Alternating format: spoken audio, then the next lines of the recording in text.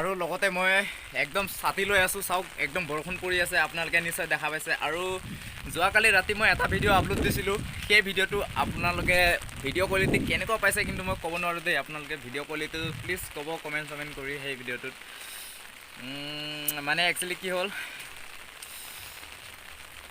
একদম মই মানে আপলোড দিওঁ নিদিওঁ কৰি পেলাই সেই ভিডিঅ'টো মানে আপলোড কৰি দিছোঁ আৰু আপোনালোকে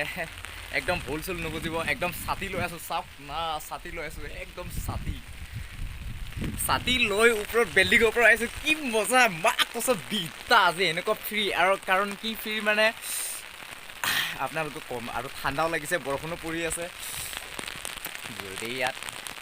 এটা কথাটো এইটো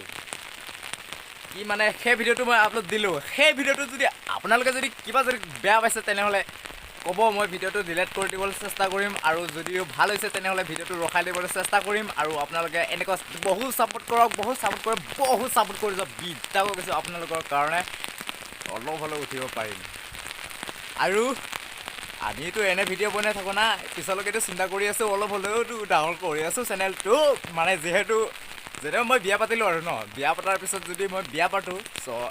আমাৰ ল'ৰা ছোৱালীকতো বেছি ক'লোঁ কৈ দিওঁ যেনেকৈ মই বিয়া পাতিলোঁ বা নিজৰ মাইকীজনীক আৰু নিজৰ পোৱালিটোক পঢ়াব লিখাবতো কষ্ট কৰিবই লাগিব ন কষ্ট কৰিব লাগিবতো আৰু যদি কষ্ট নকৰিলে কেনেকৈ হ'ব আমিতো লগনত নথওঁ পোৱালি আমাৰ পুত্ৰবোৰক মানে পুত্ৰবোৰক আৰু কষ্ট নথওঁ সেইবাবেতো আমি অলপমান হ'লেও কষ্ট কৰিব লাগিব এই মানে ধনুচন ব্লগটোক আগবঢ়াবৰ কাৰণে ছাতি লৈ ভিডিঅ' বনাই আছোঁ আৰু ঠাণ্ডাও লাগি আছে কপি বনাই আছোঁ আৰু চুলিটো একো নাই চুলিটো একো নাই একদম ঠাণ্ডা আৰু একদম বৰষুণ এনেকুৱা বৰষুণ মানে ইয়াত